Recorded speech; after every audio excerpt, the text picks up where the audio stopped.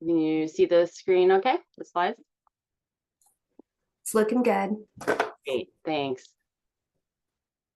Okay, good afternoon, everyone, and thank you for coming and attending this webinar. I wanted to start by thanking the Michigan Wetland Association and the webinar committee for the invitation and opportunity to present this afternoon on the 10-year anniversary of the Michigan Vernal Pools Partnership, or the MVPP, as we like to call it, and to share with you some background information on the partnership and also some of our accomplishments over the last 10 years to help promote awareness, knowledge, and conservation of vernal pools in Michigan and beyond.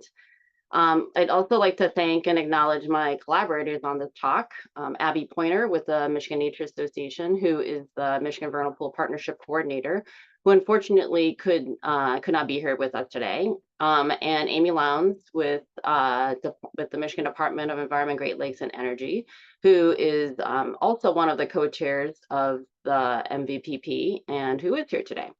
And so, and also thanks, Amy, for suggesting this.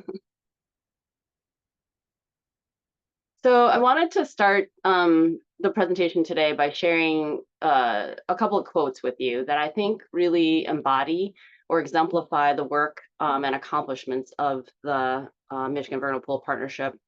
The first is this quote by Jacques Cousteau, and for those of you who may not know who he is, he was a famous oceanographer, filmmaker, and conservationist who helped raise global awareness about marine conservation. He was actually one of my childhood heroes and one of the main reasons I wanted to pursue a career in conservation.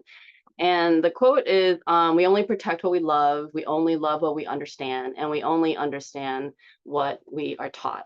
And there's a very similar quote actually by another a forestry engineer, Baba, I think Zoom is his name.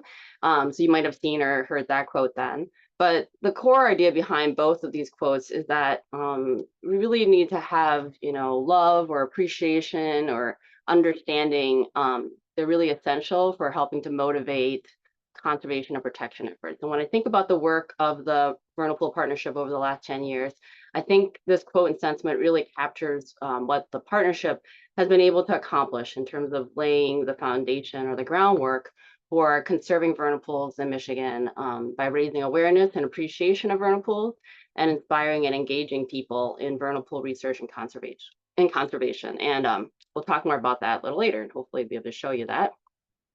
But just to illustrate this real quick, here's a quote from an individual who took our Vernal Pool Patrol virtual training series in 2024. And apologize for the lot of text, but I'll read it out to you. So he said that I just completed the 3 classes for the Vernal Pool training series, and he really enjoyed them. And that a few years ago, my sister and I inherited our family farm that my great-grandparents bought in 1915. My neighbor bought a mini excavator, and I was going to have him dig out the little potholes on the farm because I thought I could use the rich dirt in my garden and it would help the ponds from filling up. After learning about the fragile ecosystem, I'm really glad that I didn't dig them out. I farmed full-time for 35 years before retiring and didn't know anything about vernal ponds. Thank you for all your hard work. It's so important. I think it's a great example of protecting or conserving. This is a great example of protecting and conserving what we love and understand. And we received a number of emails from other, individuals and landowners who shared how they didn't know what vernal pools are, that they had them on their property, but after taking the training, they're now excited and interested about monitoring the vernal pools on their property and protecting them. Here's another quote from a vernal pool patroller who emailed us this spring. She said, the experience of discovering this lush ecosystem that I didn't know existed just off of a path I frequently walk on was amazing.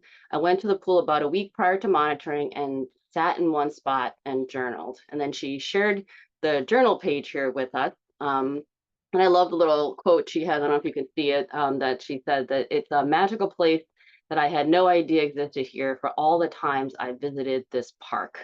And so what I really love about this is that she took the time, not only, that she discovered this vernal pool, but that she took the time to sit at the vernal pool and really observe and appreciate it, and that she wanted to share this with us.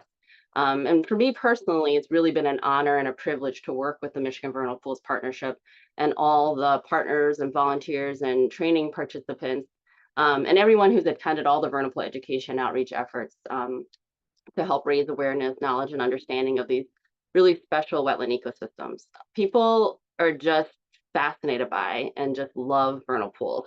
So it's really not a hard sell usually. So for today, I thought I would start with just telling a little bit about the background and history of why and how the Michigan Vernal Pools Partnership was formed, what the partnership is in terms of its mission, goals, and structure. And then we'll dive into, see what I did there? Dive, vernal pool, dive into some of what the Michigan Vernal Pools Partnership has been able to accomplish over the last 10 years. And then I'll just end by briefly touching on some of the goals and plans that the partnership would like to accomplish over the next 10 years moving forward.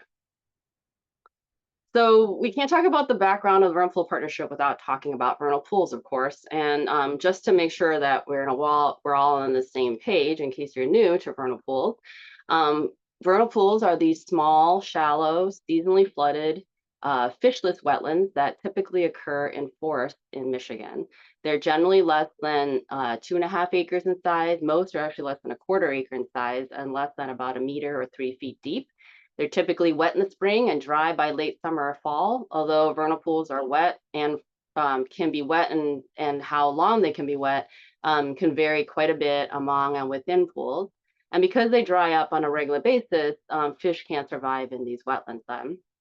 And so turns out that I think we used to think of vernal pools as these little depressions in the woods that were just like mosquito breeding grounds. But in recent years, last 15, 20 years, we're starting to realize how these vernal pools are really important habitats for wildlife. In fact, over 550 species of wildlife have been documented using vernal pools. And especially, they're really important breeding habitats for invertebrates and amphibians because of that lack of fish predators. And this also allows then several species that actually only occur in or rely on vernal pools for their survival that we call indicator obligate species, which are the 4 species that are shown here on the slide right on the bottom of the vernal pool photo. And so that's a fairy shrimp on the left there, which is a small crustacean that only occurs in vernal pools. And then we have the wood frog, blue spotted salamander, and the spotted salamander, which are amphibians that can use other wetland types, but usually do the best in terms of breeding success in vernal pools because of that lack of fish predators. And then vernal pools also provide habitat for rare species. So the 3 herps that are shown are the snake on the leftmost corner of the slide. That's a federally and state threatened coverly water snake, which uses vernal pools a lot for foraging in the spring. The state endangered smallmouth salamander in the middle there, which breeds in vernal pools, and the state threatened spotted turtle, which also use vernal pools quite a bit in the spring. And it turns out that vernal pools also are really critical for maintaining really diverse and healthy ecosystems, especially forest ecosystems, not only because of their importance as wildlife habitat, but also for a number of other ecosystem services that they provide. So nutrient cycling is really important, component of value that these wetlands provide. Think about all those invertebrates and amphibians that are breeding in those vernal pools. And so they're really incredibly dense, can be really, high densities in these vernal pools. And so they're providing a lot of food and energy and nutrients to other organisms, not just in the vernal pools, but when those invertebrates or insects and amphibians turn into adults and they go into the surrounding forest, and they're also providing nutrients and food and energy for animals, wildlife that are in that surrounding forest ecosystem. And just like other wetlands, vernal pools, provide storage for water, flood control, groundwater recharge in some areas, and also really important for carbon storage. But just like our other wetlands, they face a number of threats, from development, of course, to fragmentation from roads, to pollution. Some of these vernal pools have been converted to permanent ponds, and then we've added fish to them, invasive species, climate change, timber harvesting. And we don't know, we know we've lost vernal pools, but because we don't or didn't have good baseline data on vernal pool status and their locations and distribution in the state, we don't really know how many actually we've lost.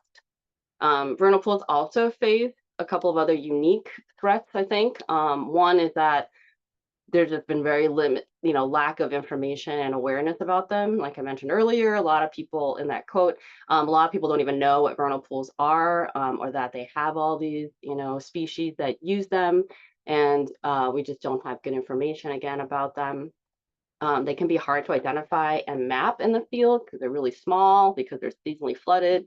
So those two photos there show on the slide are, really shallow, small vernal pool when they're dry. So if you don't go out there the right time of year when they're wet, it can be hard to tell that it's a vernal pool.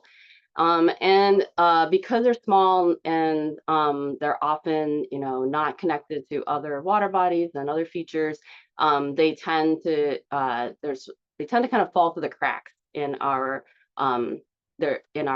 they're not always well protected by our current state and federal regulations then. And so in 2011, MNFI working with Eagle with a grant that was funded by the US EPA through a wetland program development grant, we tried to start to address some of these issues related to vernal pools and to get better information about vernal pools. So this was a 3-year project from 2011 to 2014, where the goal of the project was the objective of the project was to try to develop an effective and efficient approach for identifying, mapping, assessing, and monitoring vernal pools in Michigan. And part of this project was to develop a standard definition and a protocol for trying to identify, map, and monitor vernal pools. We looked at, different methods. A lot of times, like aerial photo interpretation is how other states have mapped potential vernal pools, followed by field surveys. But we also worked with Michigan Tech Research Institute to investigate the use of radar and LIDAR to map potential vernal pools, because Michigan's a really big state and it'd be hard to do air photo interpretation for the entire state. Also, in areas where you might not always have leaf-off aerial imagery, and in areas where you have a lot of coniferous forests, you're not going to be able to see the forest floor then. And we also did some GIS modeling. And the goal of this, project was to help us get some baseline data and a foundation for eventually doing statewide vernal pool mapping and monitoring, with the ultimate goal then of getting better information to help inform conservation of vernal pools in the state. Part of that project, the initial project, we also developed and piloted a volunteer-based or community science-based vernal pool mapping and monitoring program that we later called the Michigan Vernal Pool Patrol, which I'll talk a little bit more about in a little bit. And then we also developed a statewide vernal pool database. And that slide over there with the two little boys is great because they were doing vernal pool monitoring. They were one of the first groups monitoring vernal pools with their grandfather. And so they were just adorable. And then part of that initial project also included, we had a vernal pools work group, which was a project, like an advisory group for the project. And we had representatives from a number of different agencies, DEQ, because at the time, that's what Eagle was called, the DNR, MNFI, Michigan Tech Research Institute, HRM, or Herpetological Resource Management, Nature Conservancy, Michigan Nature Association, and even a representative, Dave Dempsey from the International Joint Commission, was on that advisory group in the beginning. And that group just kind of helped, when we were talking about the standard definition or the protocol, we would bring it to the group and talk about it, or what kind of data we wanted to collect, for vernal pool mapping and monitoring, and kind of help, and they helped guide the project then. And because we want to buy in for all these different groups, moving forward from a protection standpoint or management standpoint, we knew that we were going to need buy-in from these different groups then in the state. And so when that project was ending, we knew that we wanted to continue to work on vernal pools. And so one of the things we thought about was to take that model of that work group and to develop, a public-private partnership focused on vernal pool conservation then. And so that's how the Michigan Vernal Pools Partnership came to be in terms of the idea. In 2015, MNFI, myself, working with Amy Lowndes with Eagle and Garrett Johnson with Michigan Nature Association, we met and talked about, the Vernal Pool Partnership and how we could get it started. and what the process would be, and the steps to get to create the Vernal Pool Partnership. And so in September of 2015, we had a kickoff meeting where we invited a number of partners, agencies, and different, nonprofit groups and conservancies and other key partners in the state to talk about this idea of developing a Michigan Vernal Pools Partnership, public-private partnership. And by 2016, we had working with that group, the initial advisory group developed a mission for the partnership and then a governance document and what the structure would be like for the group. And then in 2018, we were able to develop a logo and a website, a strategic plan, start some social media going, and we even had our first Vernal Pool Partnership annual meeting then. And during this time, Michigan Nature Association also invested some of their funds and to provide some support for sort of a part-time coordinator, Julie Stoneman, for the partnership, which was really really helpful. And then in 2022, Michigan Nature Association was able to get secure some funding from our private family foundation. And part of that funding, they were able to use to hire a full-time coordinator for the Michigan Vernal Pools Partnership, Abby Pointer. And so that was really hiring Abby, as a full-time coordinator for the partnership really has really been a game changer for the partnership. And we've been able to really make significant, progress on some of our goals and objectives for the partnership since Abby has joined on as the coordinator. So we're really glad to have her. And so the mission of the Vernal Pool Partnership is to increase awareness, understanding, and protection of vernal pools through conservation research, research and mapping, education, outreach, and collaboration. And so those are the four goals for the and the four areas that the work of the Vernal Pool Partnership really centers around.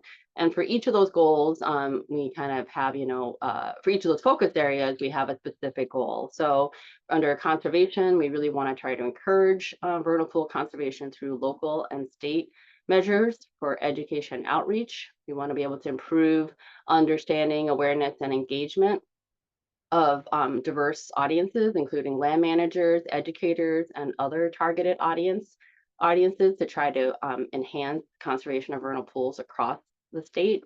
For research and mapping, our goal is to better understand and to obtain data to better understand the status, distribution, and ecology of vernal pools so that we can inform conservation efforts. And then for collaboration and coordination, we wanted to be able to leverage the experience, the expertise, and the resources of diverse partners and organizations across the state so that we can really maximize our impact and accelerate our progress toward our mission and these goals. And so what does the partnership look like? And so we have sort of like three levels of partners for the partnership. We have organizational partners, which are, we have representatives from different organizations that are really active and are involved in the work of the partnership.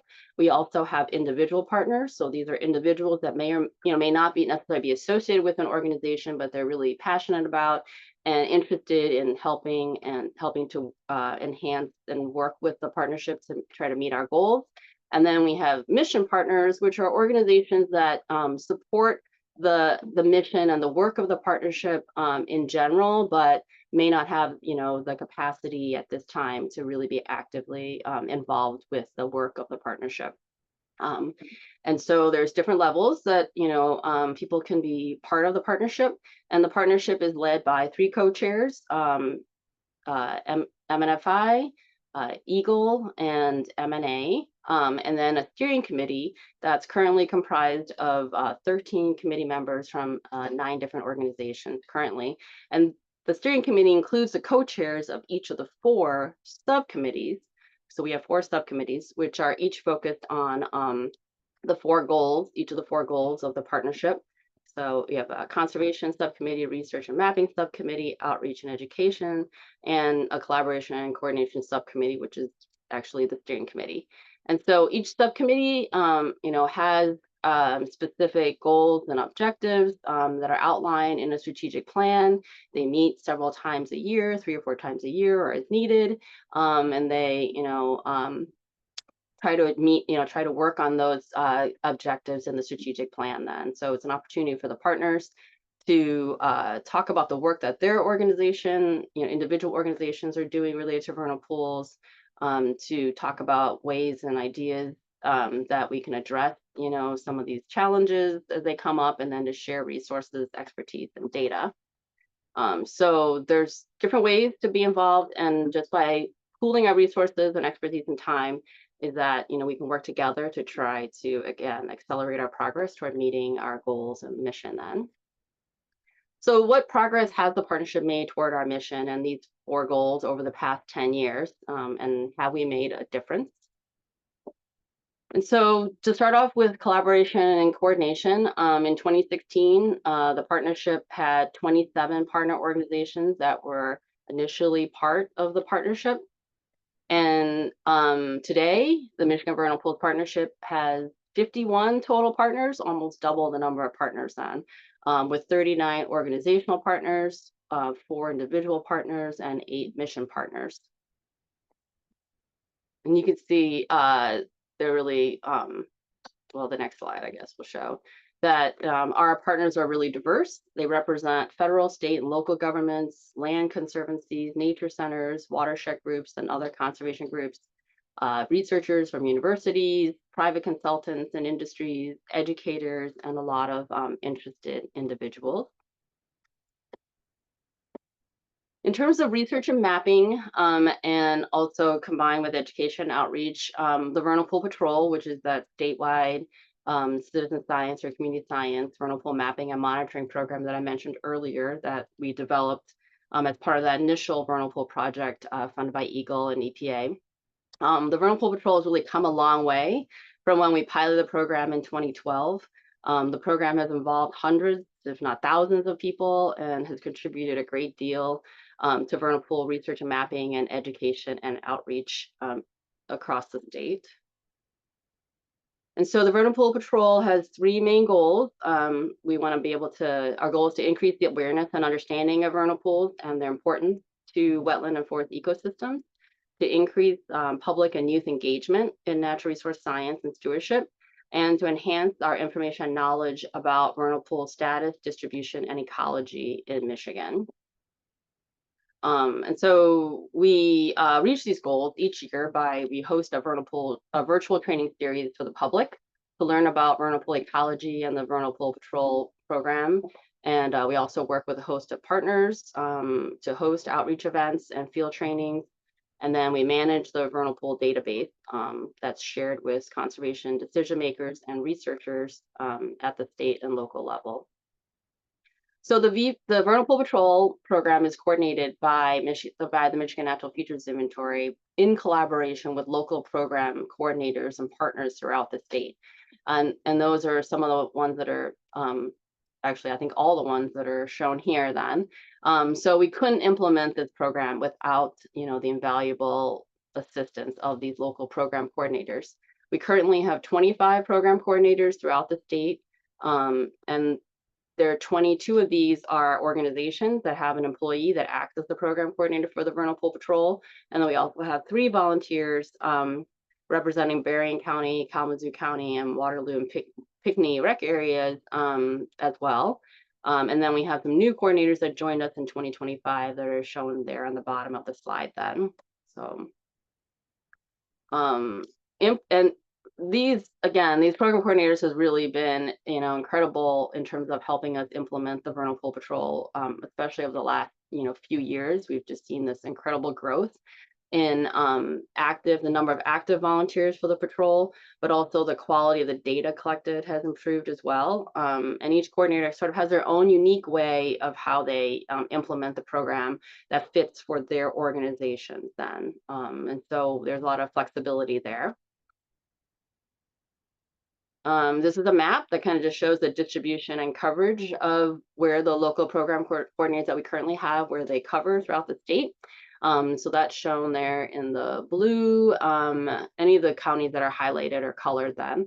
But you can see there's definitely still some gaps to fill in the state. So if you or your organization is interested in helping out, particularly in these areas where we have some gaps, we'd love to hear from you. And then I mentioned earlier, we have a virtual training series because we want to train all our volunteers to make sure we're collecting good data for for the vernal pool database. And so our virtual training series, usually kicks off in March, which kicks off the vernal pool season. And we used to, before 2020, so before COVID, our trainings we mainly did in person, where we had like a, in like a full day training. And that you can see in 2018 and 2019 there shown on the graph when we kind of started to really more actively track the number of, participants. Because we could only do, maybe 4 or 6 trainings per year, the total number of people that we could reach with those field trainings was, fairly low. But then in 2020 with COVID, we switched to a virtual training format, and that's worked out, seemed to work out really well. We're able to reach a lot more people, as you can see from the graph here. And the number of registrants or participants for the virtual training series has only continued to increase, especially over the last few years. We've had over 300 people, almost 500 people actually register, and at least over 200 people attend the trainings and also watch the recordings. So we're super excited about the virtual training series. This map shows you just sort of where the participants that are attending the virtual training, where they're coming from. And so they're really coming from all over the state. And not only are they attending the training series, but in the last few years, we're seeing a really high number of them express interest in actually joining the Vernal Pool Patrol and helping to collect data. So over 200, participants from the virtual trainings last couple of years have expressed interest in participating in the Vernal Pool Patrol, which is really fantastic. And then we have continued to, offer these field trainings. So now the field trainings are, more designed to kind of supplement and reinforce the learning that's done through the virtual trainings then. So we really encourage people to attend the virtual trainings first and then attend a field training. And so, again, pre-COVID, we were maybe only offering, 4 or 5 workshops, field trainings. And now in the last several years, we've actually been able to offer like 12, or this year we had 15 field trainings. And so part of why we've been able to offer a lot more field trainings is not just because of MNFI's effort, but because all the local program coordinators that are working with the program now, they're able to offer these, field trainings as well. And so again, there's really invaluable the help of these local program coordinators. And so, one of the things that we did mention as part of that initial EPA Eagle funded vernal pool project was develop a statewide vernal pool database. And we use that to help compile information that from all what the volunteers collect during the vernal pool patrol, as part of the vernal pool patrol program, and all that information goes into the vernal pool database then. And so the database helps us compile information about the locations, the status, and also some information about the ecology of vernal pools, as well as any threats or disturbances that are we can observe at the vernal pools, to help us better assess and monitor their status and distribution in the state. And that information will hopefully help better inform management and conservation of them in the state. And so we made a lot of progress. You can see the blue dots are where we have potential vernal pools mapped. The green dots are where we have verified vernal pools. And then we also have some vernal pools that have been visited, but still need more information to kind of verify that they are vernal pools. So we've made a lot of progress, but you can see there's still some gaps, data gaps in the state where, I'm almost positive vernal pools probably occur. But remember, prior to 2011, 2012, we had very limited data on where vernal pools were located in the state. And so even though we have these gaps, we've made, a lot of progress. And so as of this spring, we have over 6,800 potential vernal pools mapped in the database. About 15% of those have been visited and verified as vernal pools, which is a little over 1,000. And about 30% of the 6,800 vernal pools have actually been visited in the field then, which is a really great effort.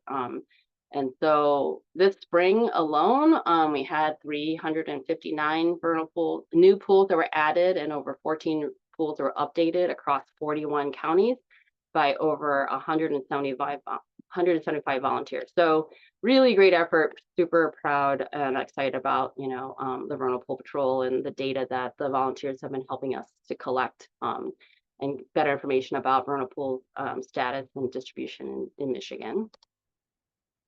And then the other thing that we're focusing on for research and mapping is also trying to, again, see if we can find a more efficient and effective way for mapping vernal pools across the entire state, and using potentially remote sensing like radar and LiDAR. And so Michigan Tech Research Institute has been continuing to work on this and trying to refine the process to improve the accuracy and the effectiveness of using these tools. And so in the first national project in 2012 or 2014, here are some results. We tested the accuracy of using radar and LiDAR to map potential vernal pools in the southern lower and a couple of study areas in the southern lower peninsula and the northern lower peninsula. And so you can see the accuracy rate for true positives, so where we accurately identify vernal pools, with about 34% if you combined it for the two study areas, and where we were accurate in terms of identifying where there was not a vernal pool, we were about 80% then. And then we had about a 66% commission, so we were over mapping and identifying vernal pools on the landscape then. But there also were it showed that there was potential, but obviously we need to be able to do better. And you can see there's also some differences regionally between the southern lower peninsula and the northern lower. We were a lot more accurate, or had higher accuracy rates in the southern Michigan compared to northern Michigan, which I think partly that's probably likely contributed to just more coniferous forest in the northern Michigan then. And so since then, Michigan Tech has they've recently completed a 5-year project to map and classify vernal pools in 6 national parks in Michigan, Wisconsin, and Minnesota. They've also been refining and using radar and LiDAR to map potential vernal pools in the Hiawatha National Forest. So they, been using the LiDAR to map depressions with the digital elevation models, and then they've been using 3 different methods for trying to identify where water may be present in the pools in the spring, using LiDAR intensity, the radar, and also leaf-off color infrared photography. And then when you combine the LiDAR digital elevation models to identify those depressions, combined with the presence of water using those 3 different methods, then they were able to identify, some potential vernal pools on the landscape based on either if it was 1 or 2 or all 3 of those indicators of water in the spring. And so they were able to get, with the National Park Study then, a 75 to 80% accuracy rate now using the radar and LiDAR to map potential vernal pools. And so, much higher than what we had before, with 48 to 62% before. So it's really encouraging. And we have a new project that's just starting this year, funded by NASA, to try to test and use the radar and LiDAR to map potential vernal pools in Michigan, but also in Wisconsin and New York. So we'll be able to further test and refine this methodology, and hopefully, improve the accuracy then, so that we can use this method to help us map potential vernal pools in more areas, not just in Michigan, but also in other states in the Great Lakes and potentially in the Northeast as well. So that's super exciting. And then for education outreach, this is where I think we've really made the most progress and impact. So in terms of those vernal pool patrol trainings and other vernal pool education outreach efforts that were conducted by MNFI, but also all our partners as part of the partnership, in 2024 and 2025, we reached over 1,000 individuals respectively. So that was really amazing, with a ton of different programs and events happening. And you can see again here are all the different partners that have been contributing to this, to these education outreach efforts. Then been really successful. The partnership also has been doing has also produced and, a number of other education outreach materials. So Michigan Nature Association produces a quarterly e-newsletter called the Pool Report that kind of gives an update on different things that are happening with vernal pools across Michigan, but also in other, sometimes in other states as well. And we have over 1,800 subscribers now to the Pool Report, so that's really awesome. If you're interested, you can check out the Michigan Vernal Pool Partnership website and sign up to get the Vernal Pool Report newsletter. We also have social media where we've been putting out information about, different species and information about vernal pools, again, to help increase awareness and understanding. This has really been, Abby has really made huge progress in this with over 300 followers on Facebook and Instagram, which is fantastic. And we've also developed a number of resources like brochures, we have posters, we have some handouts or flyers about best management practices for land, especially for private landowners, a travel display for conferences and some banners. And you can, if you would like to, to receive any of these materials, if you want to use it, as part of your education outreach efforts, you can request these materials through the Michigan Vernal Pool Partnership website. There's also a video that M&A commissioned Fauna Creative to develop called Ephemeral, and it has over 16,000 views now. It's been around now, I think, about 4 or 5 years. This is the link on YouTube. If you haven't had a chance to see it yet, it's a really fantastic video, really amazing cinematography. And we've also been working with teachers and students to get them involved in vernal pool mapping and monitoring as well. And so we have some resources that have been developed for teachers and students to use. The Great Lakes Literacy Education Exploration website has a vernal pools module. So teachers can go there and take that module to get training on this.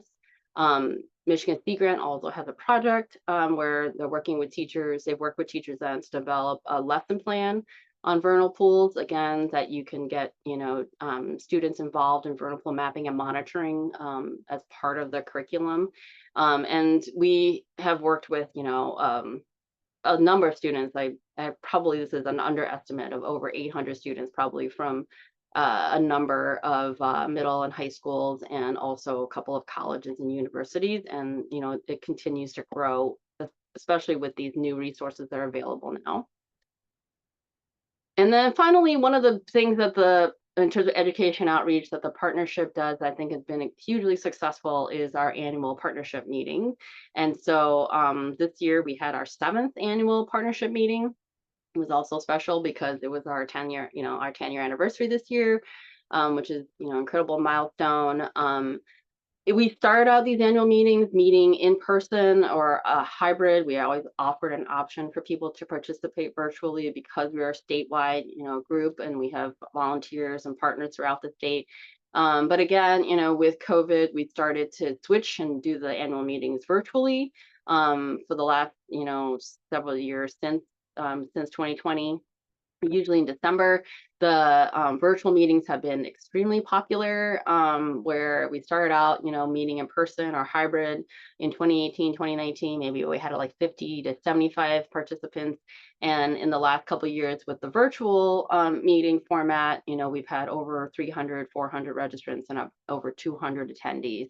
And so it was really great, though, this year to finally be able to meet in person again, and we did offer a hybrid. So we had almost 100 people attend in person, and then, I think another 100 online then.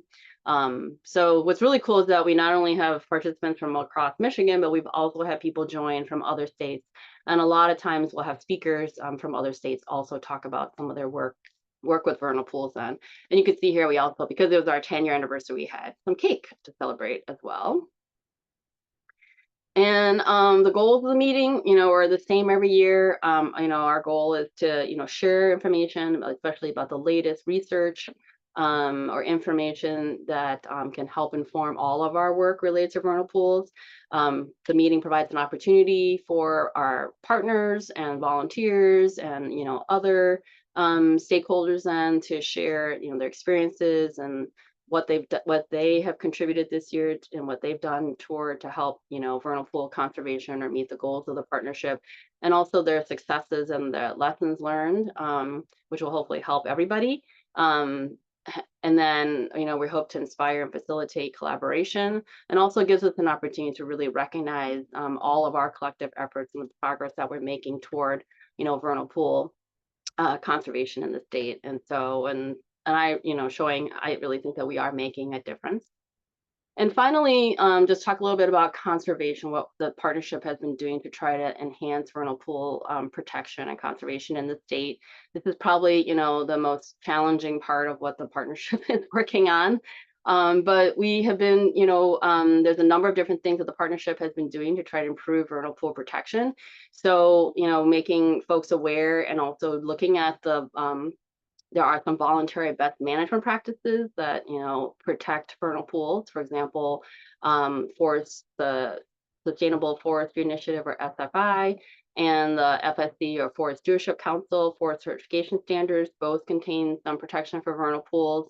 The state's forestry BMPs for soil and water quality, developed by the DNR and Eagle, has some protection in there for vernal pools. And then there's also the Michigan Amphibian Reptile Best Management Practices Manual, developed by HRM, that also has some recommendations for vernal pools. So really trying to promote those BMPs, but also take a look at those BMPs and see if there's areas that we can try to strengthen those BMPs to strengthen and enhance protection for vernal pools.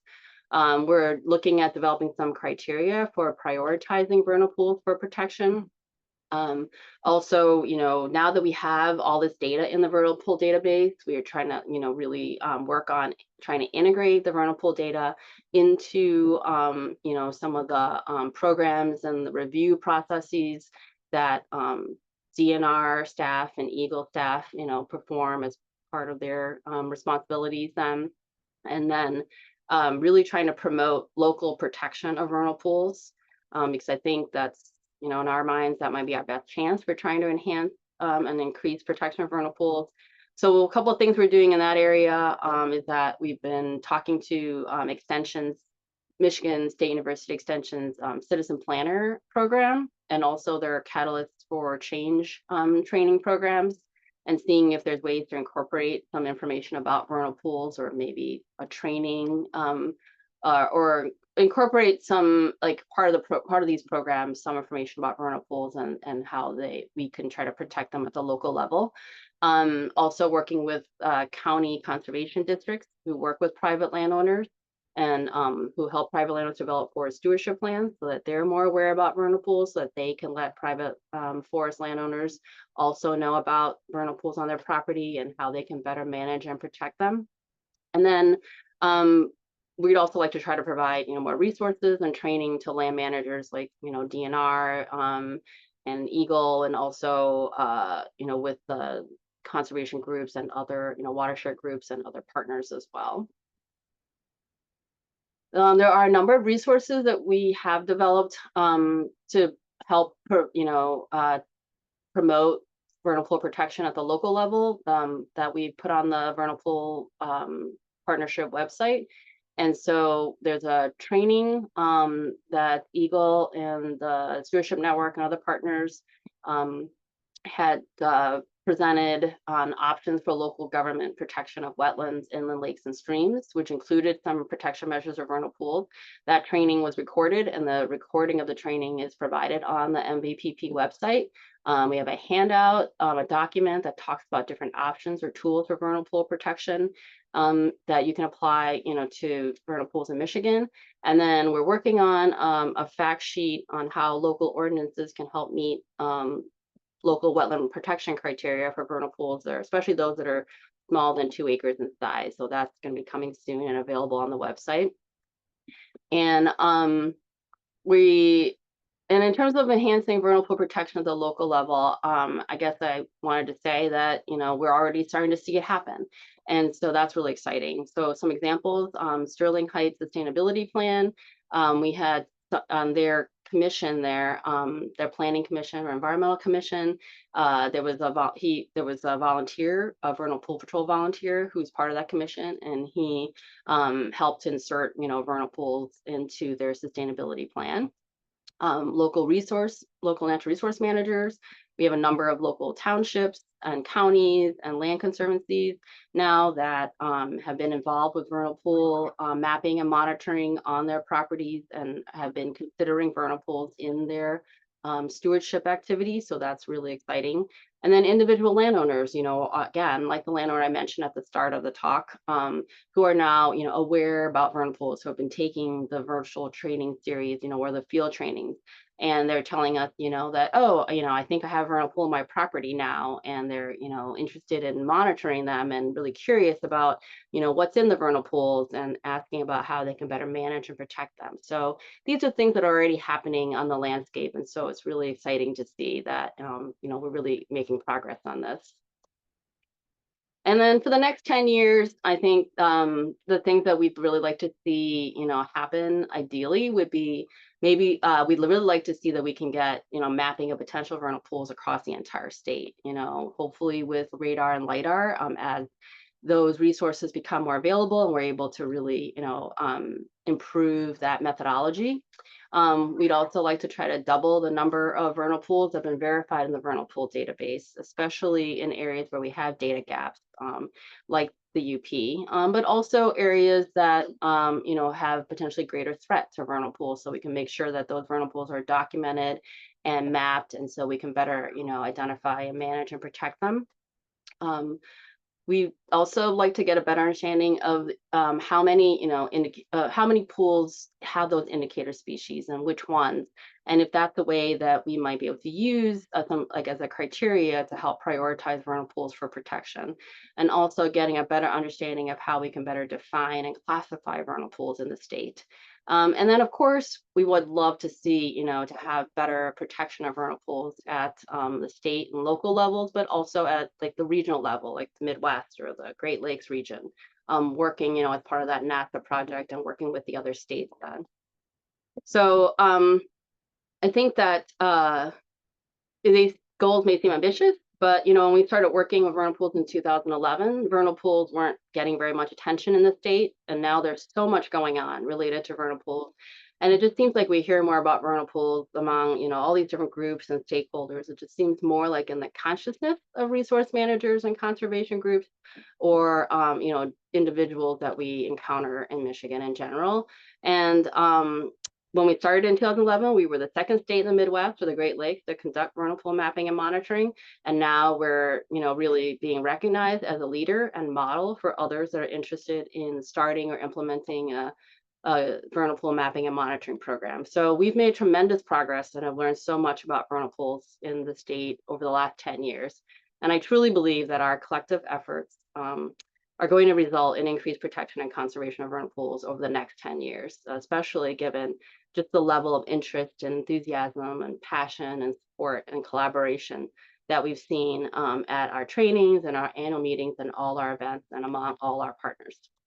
And so finally, if you'd like to get involved with the Michigan Vernal Pools Partnership, check out our website, www.mivernalpools.com. And then there's a Facebook page or, Instagram. And also you can reach out to Abby Pointer or myself to get involved with the partnership. And also if you are interested in getting involved with the Vernal Pool Patrol, you can look that up and also reach out to us and get involved as well with that. And just wanted to say thank you again for the opportunity to talk to you today about the Vernal Pool Partnership.